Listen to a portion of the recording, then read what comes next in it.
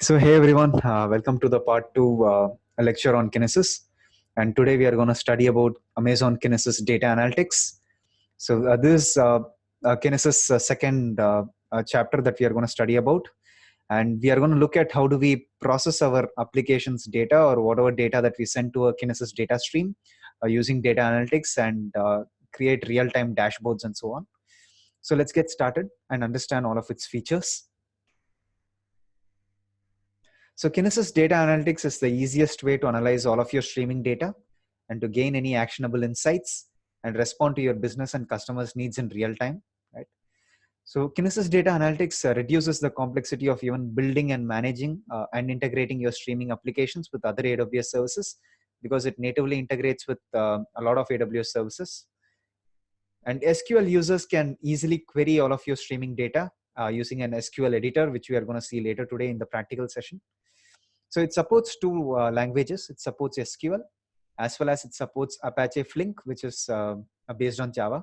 And you can go ahead and use that in order to talk to other AWS services like DynamoDB with S3 and so on. So Kinesis Data Analytics, it takes care of everything. It's a serverless based offering. So it takes care of the entire infrastructure in order for you to run real-time analytics on your application continuously. And it also scales automatically to match the volume and the throughput of your data that is coming into the Kinesis data analytics application. And you pay only for the resources that you stream applications consume, right? And there is no startup fee to get started with working with Kinesis data analytics. Right? So this is the way Amazon Kinesis data analytics works. So you capture all of your streaming data from Amazon MSK, which is managed Kafka clusters, or from Kinesis data streams and other data sources. And you can directly input all of your data into Kinesis data analytics application, wherein you can query, you can pre-process your data using Lambda functions. If you want to do any kind of pre-processing in terms of data cleansing and so on, you can add any columns that you specify for your for the data that you're streaming into this data analytics because you're using SQL. You can also go ahead and analyze all of your streaming data in real time. And you can go ahead and create an in-application stream, which will be able to give you all of the necessary analysis in real time. And then finally, you can output your data. You can send this output data to another data stream. You can send the output data to Kinesis Data Firehose. You can also go ahead and send this output to probably a Lambda function to in order to do any other kind of processing, right? So today we are going to go ahead and send it to Kinesis data streams itself as the output to a stream called as the output stream. And from there, we are going to go ahead and consume all of our data and check whether our data has gone through the Kinesis data analytics and gone towards the output stream, right? And you can also use this to create any kind of real-time dashboards and alerts. So we are going to study about one use case, and then we are going to see one use case from an architectural perspective, right? So this is one of the use cases where you can go ahead and use IoT sensors and do any kind of ETL transformation, right? So let's say that you have a lot of input devices like any customer applications or any kind of embedded sensors or TV set-top boxes that send any kind of real-time data. So now you're using Amazon MSK, which is the managed Kafka cluster, where you want to go ahead and ingest and store your sensor data for processing. And then you are sending all of the data to Kinesis Data Analytics, wherein you use a Lambda function to pre-process all of this data in order to filter all of this data and even aggregate the data, and going ahead and querying all of this data using SQL or Apache Flink. And then you're going ahead and storing it into S3, where you continuously ingest this data in order to probably do any kind of big data analysis using EMR clusters from S3 and so on, or even probably use Redshift Spectrum in order to go ahead and query all of your data in S3, or even probably use Amazon Athena to go ahead and query all of your objects in S3. So once your data goes into S3, there are multiple possibilities in order for you to analyze and probably use the data. Right? So some of the benefits that you get out of Kinesis Data Analytics is that you have no servers to manage. So it's a serverless offering. So you don't need to set up or manage any complex infrastructure for high availability and stateful processing. You have automatic elasticity with pay-as-you-go pricing model. So Kinesis Data Analytics elastically scales applications to keep up with any volume of data that is coming into your data analytics application from your data stream. And you pay only for the resources that you run in order for your streaming applications. So there is no startup fee. And you have the sub-second processing latency. So it gives you that so that you can generate real-time alerts and dashboards and do any kind of actionable insights, right? So these are some of the benefits that you get out of this. It's pretty simple in its nature, but then it does a lot under the screens. So now we are going to go ahead and look at one such architecture diagram for log analytics, and I'm going to walk you through that in much more detail. But before that, let's understand as to a basic diagram as to how Kinesis data analytics application works, right? So let's say that you have your producers. So these are all your producers, right? So you may have an EC2 instance that's sending data to a data stream. You may have a Lambda function that's sending data to a data stream. You may have a Kinesis producer library or a Kinesis agent that is running on an EC2 instance or any Linux operating system, sending data to a data stream. Or it can also be an S3 bucket with a Lambda function as an event-based triggering, which is again sending data to your data stream. So once your data enters your data stream, we have Kinesis data analytics in front of it. But before that, each and every time your data enters into your data analytics application, it is being pre-processed, it's being cleansed and filtered using a Lambda function. And then from there on, once your data is arriving into Kinesis data analytics, you can go ahead and create an in-application stream. And this stream will allow you to capture this data in real time. And it will also allow you to execute all of your SQL queries and to do any kind of real-time analytics on that in-application stream. I'll be showing that to you in a second or two. And then you're going to go ahead and send it out to a destination. And this destination can be a data stream again. It can be a Kinesis data firehose. It can also be a Lambda function. So when you send it to a data stream, what we are doing over here is we are sending all of that filtered and output data in order to go ahead and go to an S3 bucket to Kinesis data firehose. And through Kinesis data firehose, you have 4 destinations that you can send your data to. It can be an S3 bucket. It can be an Amazon Redshift cluster. It can be Elasticsearch service, and it can also be Splunk. And even while you send your data to Kinesis data firehose, in order to send it out to these few locations that are available, you can also use a Lambda function over there to do any kind of mapping to your fields with the in respect with your data. So anything is possible, right? So you can have a Lambda function over here also that is doing any kind of filtering or pre-processing of your data, and then probably transforming that data also and sending it to Redshift. Or if you're using a Lambda function, you can even transform that data, probably do an ETL transformation and send it out to DynamoDB also. That's very much possible. But then Kinesis data firehose supports only these 4 destinations. So it supports an S3 bucket, it supports Redshift, it supports Elasticsearch service, and it supports Splunk, right? So I just wanted to show you this particular use case. So these are just some of the possibilities. So you can think of other possibilities also based on your particular scenario that you would have for your organization, right? So just know that you can go ahead and pre-process your data using a Lambda function. And even with Kinesis data firehose, before you send your output to any one of these destinations, you can go ahead and trigger a Lambda function for each and every data that is being consumed from your Kinesis data firehose. And you have to use an in-stream, in-application stream over here in order to do any kind of SQL schema detection or any kind of real-time analytics, like using the interactive SQL editor to write some SQL commands, right? So let me walk you through another diagram which gives you knowledge in detail regarding log analytics and how you would possibly approach it. Okay, so in this diagram, you can see over here that we have AWS CloudTrail, right? And these are all your CloudTrail logs. These are actionable logs which you generally use for auditing purposes and for governance and compliance purposes. So now you can send all of your CloudTrail logs to CloudWatch, right? And then from CloudWatch events or probably from CloudWatch logs, you can send it out to Amazon Kinesis data firehose. And from Kinesis data firehose, it is archiving all of your logs into an S3 bucket for long-term durable storage. And it's sending all of these logs to a Kinesis data analytics application. And from there, you are again sending it to an output stream to a Kinesis data stream. Right? You may probably have a Lambda function over here that is pre-processing your data once it enters your data analytics, right, application. And then from your Kinesis data stream, you're outputting it to Lambda. So therefore, Lambda over here is gonna take in all of your data from your Kinesis data stream and then populate it into a DynamoDB table. And then from DynamoDB table, you're probably querying that data and then creating your real-time dashboards. And you can use Amazon Cognito in order for authentication and authorization to this dashboard, right? And then to, show this dashboard with very low latency across the entire world to all of your end users, we have learned about one service that utilizes all of your 216 points of presence, which are your edge locations, and to provide that low latency access to all of your data, right? And that is Amazon CloudFront. So you can configure a TTL over here in CloudFront, according to which your data is going to be refreshed in real time on your dashboard. And as and when data arrives into your CloudWatch, it's going to be, it's going to be going through your Kinesis data firehose. It's going to be pre-processed and stored as a data analytics application where you can execute your own SQL queries over here. And then you can send it out to a data stream and then probably have a Lambda function populated into DynamoDB.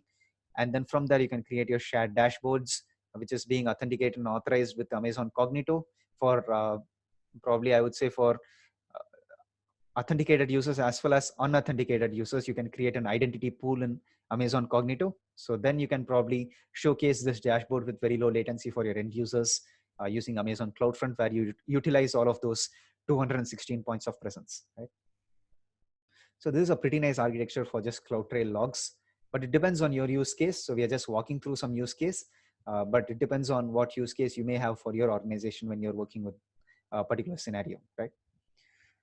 So now let's get into the practicality of it. So let's try creating a data stream.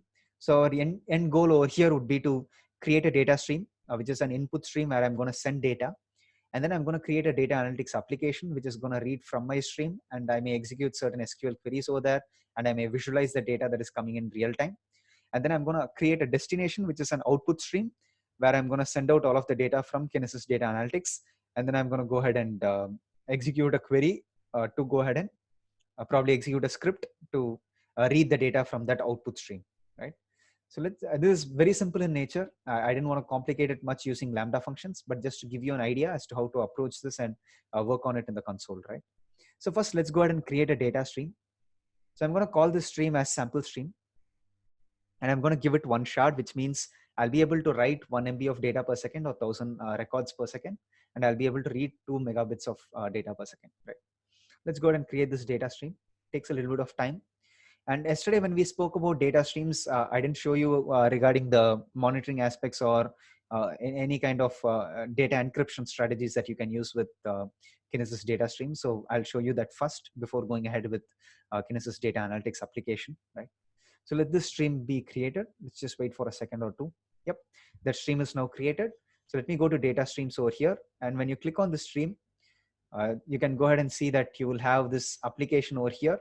So you can go ahead and connect any of your producers in order to send data to this Kinesis data stream. And you can also look at some of the consumers that are available, right?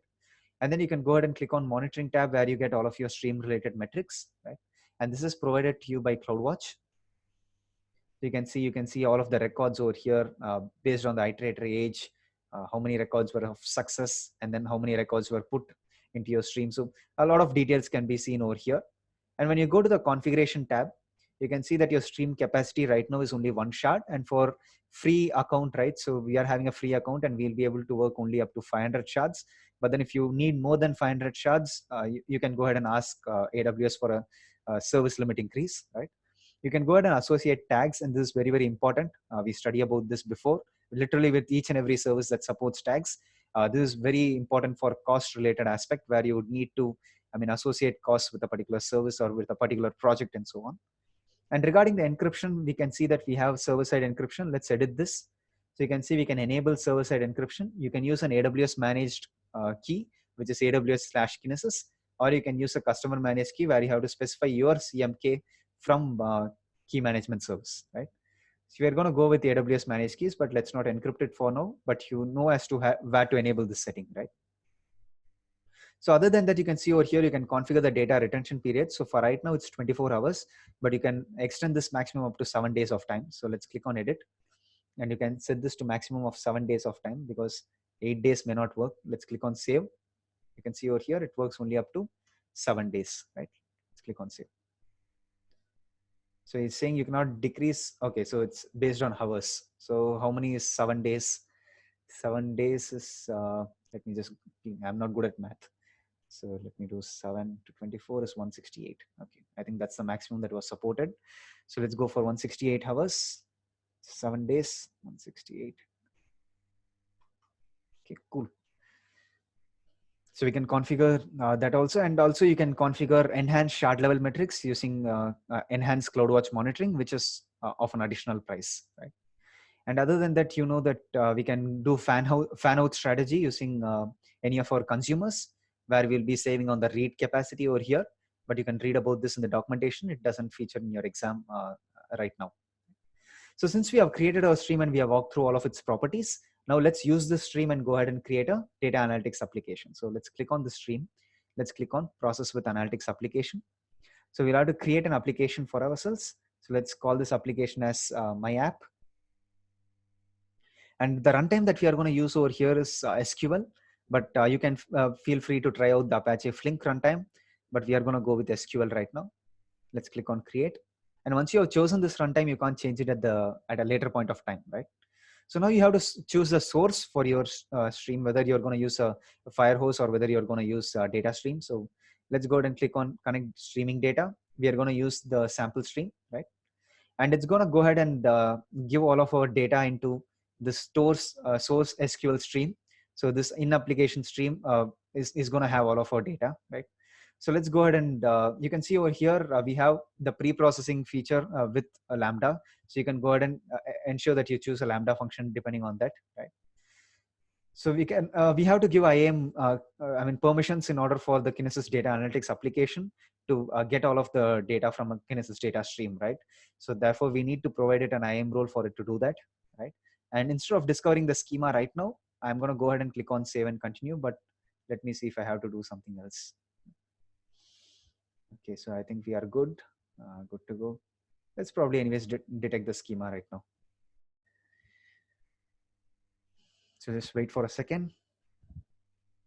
So if you're not sending data right now into your Kinesis data stream, it may not be able to discover the schema, but let's just give it some time because we just created fresh without any schema, right? So, okay, probably let's send some data.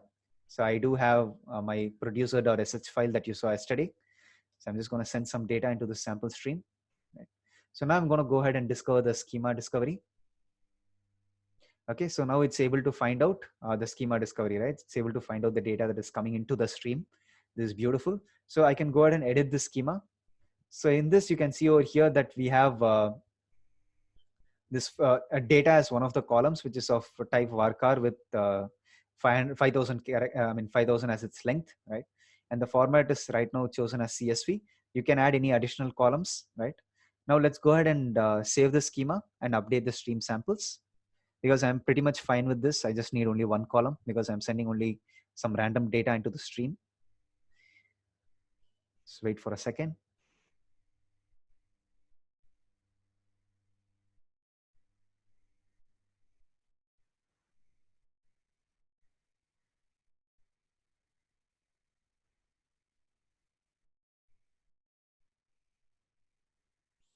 Okay.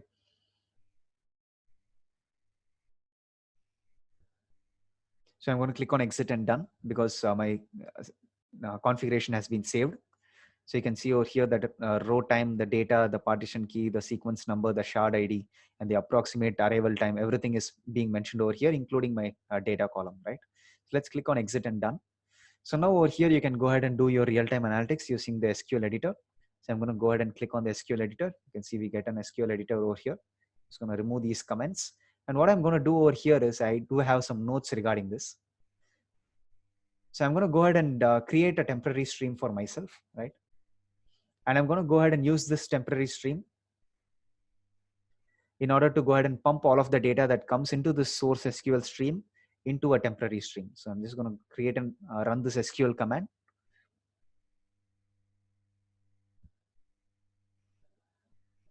So I'm going to create a new in-application stream over here. So when all of our data is going to come from that source SQL stream into this in-application stream, we'll be able to do all of our SQL commands much quicker. And now since we are creating the stream, the next thing that we'll have to do is pump all of our data into that stream. So,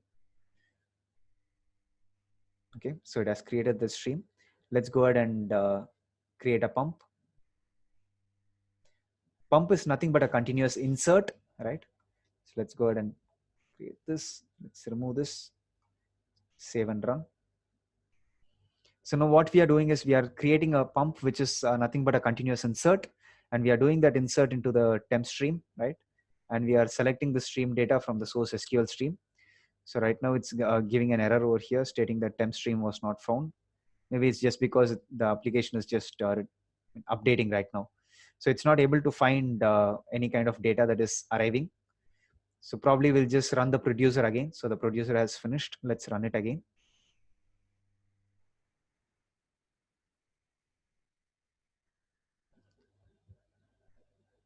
So probably in a second or two, you should be able to see some data that is being mentioned over here.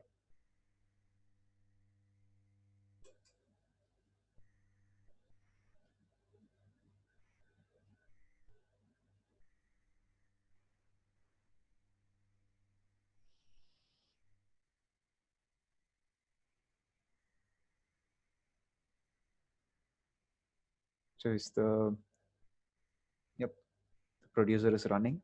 So I think I may have to just copy this. I think there may be a syntax mistake. So just copy this. So have it over here. Okay. Let's just wait for a second and see what happens in some time. Yeah.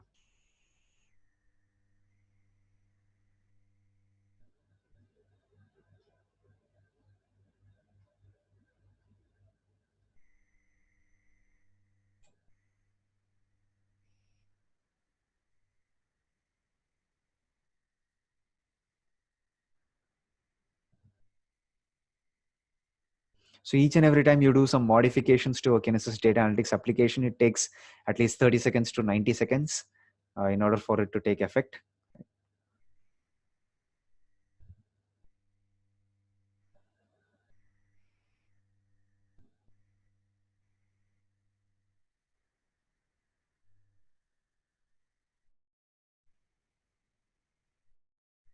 So wait for a second or two.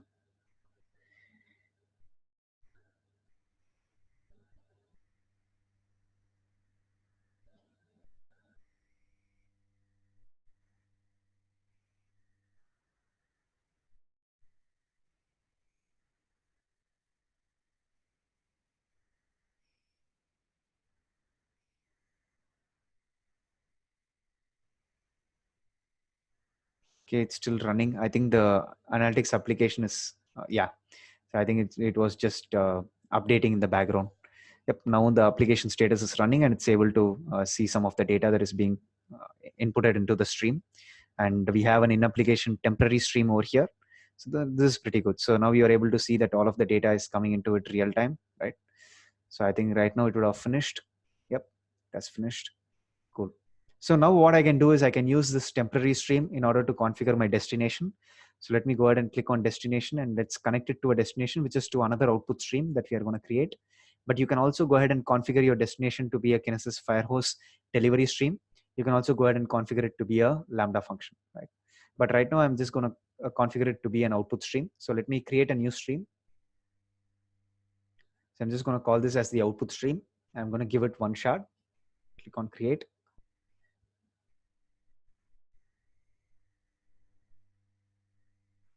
So let's just wait for a second until this output stream is also created. Yep, the output stream is created. Now let's just refresh this and choose the output stream. And the in-application stream that we have to choose is your temp stream. And then you can see the output format. We are going to choose it to be CSV. And again, over here, the data analytics application should have enough permissions. That's the reason why it's creating an IAM role in the background in order for it to go ahead and send all of the data to an output stream as the destination. Right? Let's click on save and continue.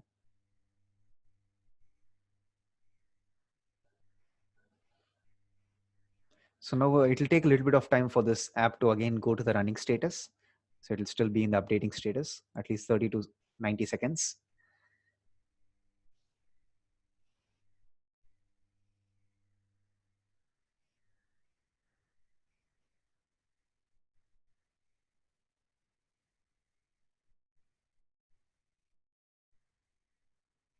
So in the meantime, let me walk you through the producer and the consumer code, which we already saw yesterday.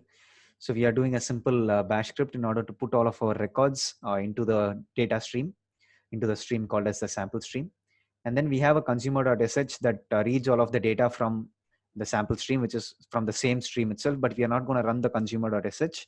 We are going to run the consumer-output.sh, which uses the output stream, which is coming from the data analytics application as the output. Right? So just wait for a little bit of time until this destination is configured.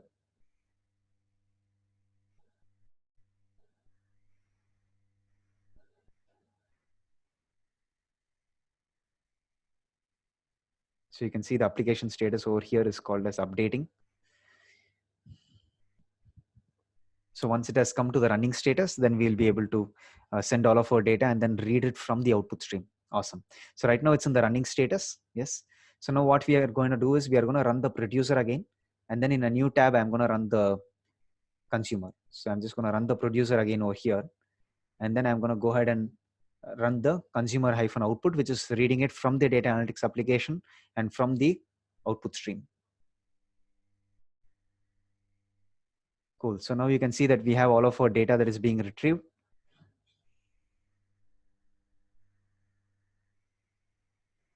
We also do have the sequence number and the approximate arrival timestamp from the output stream. So as and when it enters all of its data into the data stream, into the sample stream, from there, the data is going through the data analytics application where we haven't done any kind of transformation using Lambda functions. Just to keep it simple, we have just created our SQL schema and we have seen how to do real-time analytics over there.